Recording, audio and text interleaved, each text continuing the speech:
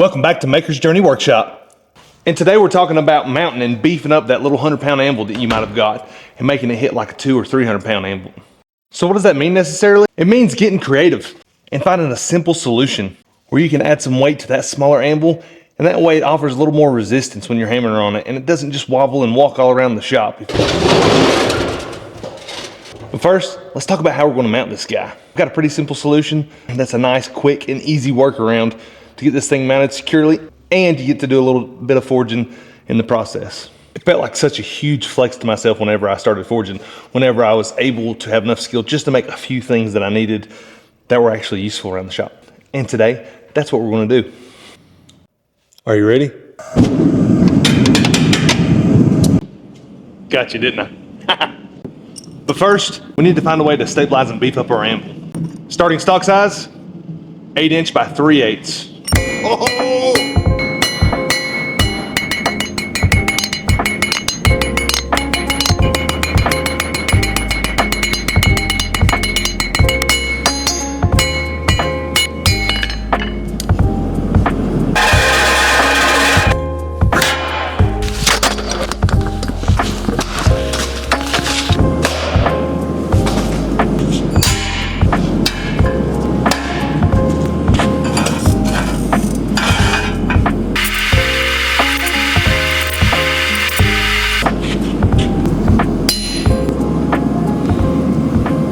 All right, so for this next step, I'm just going to find a jig or a piece of tubing laying around that I can wrap these around.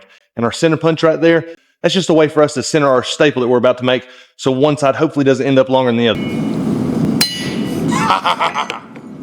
Center punch and round bar can prove to be pretty difficult, especially if you don't have like a proper swage to keep it from rolling around. So let me show you another trick.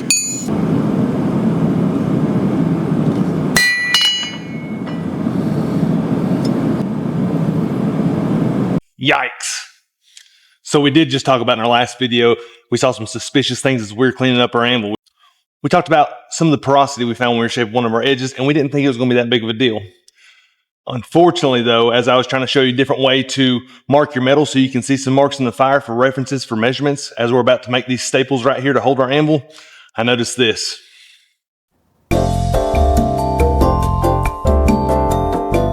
That's really unfortunate. Benji!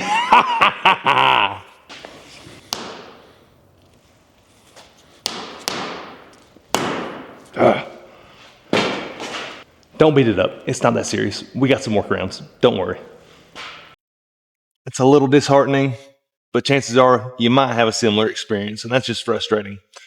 Instead of focusing on that, what I'm going to choose to focus on is as we were forging these staples, I could already tell an instant difference at the hardness of the anvil. Oh! So I was able to move the metal much quicker. That previous chunk of steel was much softer and would absorb a lot of our blows. So you got a couple choices of how you react here. You can be frustrated and pout, or you can be optimistic and grateful that you're actually finally getting to work with something that's shaped like an anvil. Yeah, it's got a few soft edges, but there's some workarounds for that, and we talked about that in our last video. I can show you some tricks real easy that we can get around soft edges. So don't worry about it. Be excited, move forward, and know this thing isn't permanent. This is just a stepping stone to where you're going. If you're fortunate enough to make the same mistake that I made, did he just say fortunate? I did. That's right. You heard me correctly. Yeah, fortunate enough to make a mistake. If you've been paying attention to any of our videos, I talk about making mistakes and making mistakes quickly. Well, the best kind of mistakes to make are the ones that are pretty expensive. It means it costs you a little bit of something, whether it be your time, your effort, and it can be money. Those usually tend to stick with you the best.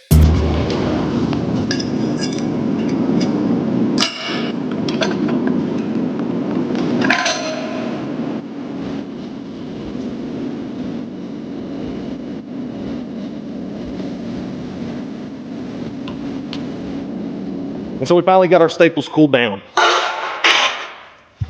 Nice. To the eye, I can't see anything off about that one. Got a couple of them though. I think this one actually ended up a little bit longer. Maybe I got distracted making a shot or something like that. I'm going to use it, and it's going to work fine for what we're doing today. Let's go make our marks.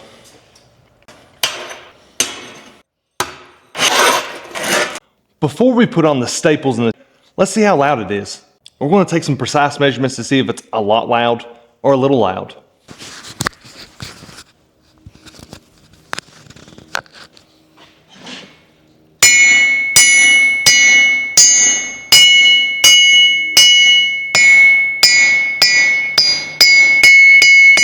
Well, Professor, what do you think? Based off of my astute observations in the Thingamajig 3000, I have established it is, in fact, precisely a lot loud.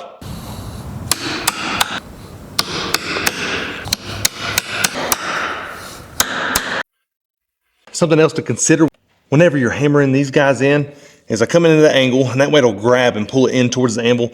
And I also try not to get too close to the edge of the boards I'm hammering into. Also, this is dry, non-treated lumber. So to help myself and prevent splitting at the top, I'm gonna drill myself a pilot hole.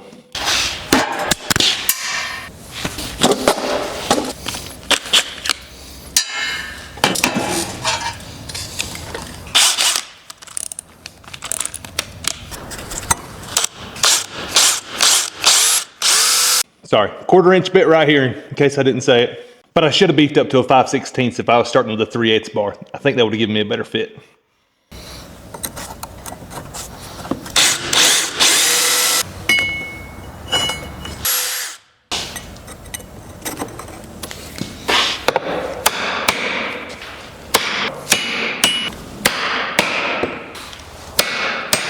Side note, and hopefully a helpful hint. Have you ever had to put together an Arvid spank? Or maybe a Douter board? Or maybe you've even made a contour stool, like this one here.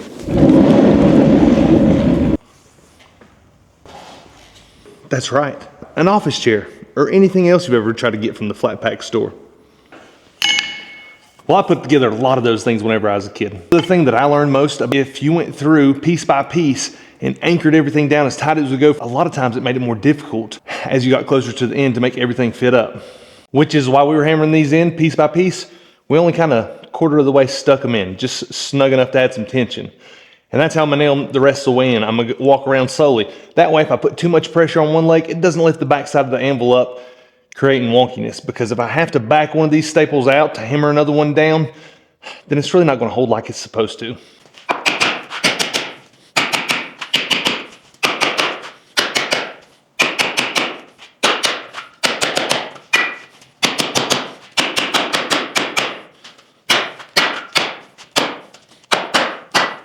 All right, so if it doesn't hold, it really doesn't mean anything. Moment of truth. Oh, very nice.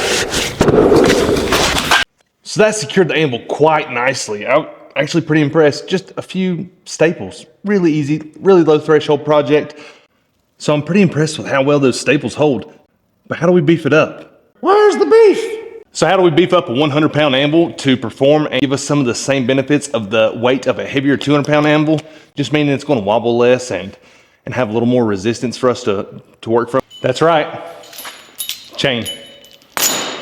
Because every time that anywhere you're working, whether it be a vise or an anvil, if that wobbles, it's absorbing some of your energy and not focusing it all where you want those hammer blows to be.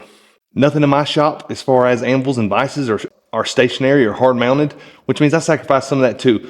But one of the things I've discovered is I love the mobility of it. And if some of you are starting out in garages or backyards or sheds, then your setup needs to be mobile too.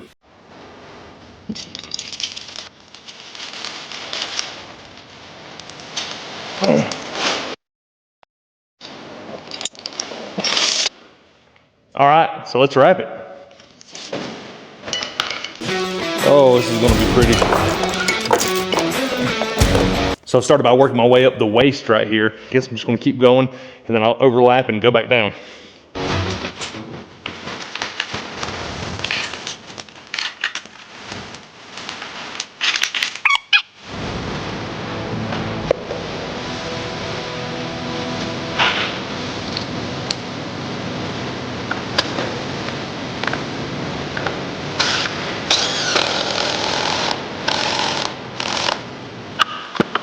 Nice.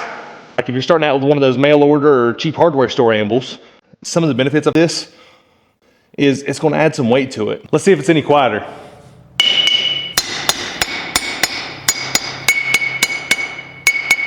That's the loudest point right there. Wow, I don't even need to use my Thingamajig 3000 for this next measurement.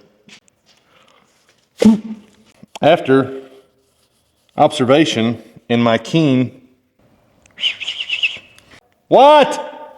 I've established a precise measurement to the decimal point, 4 decibels, that it is, in fact, that's right, a lot less loud. It works, and added a little beef to our anvil. I like it. Not so bad. Ooh, I've also heard that if you put a magnet on them, it actually helps to deaden the noise as well. Just so happens I have a magnet right here.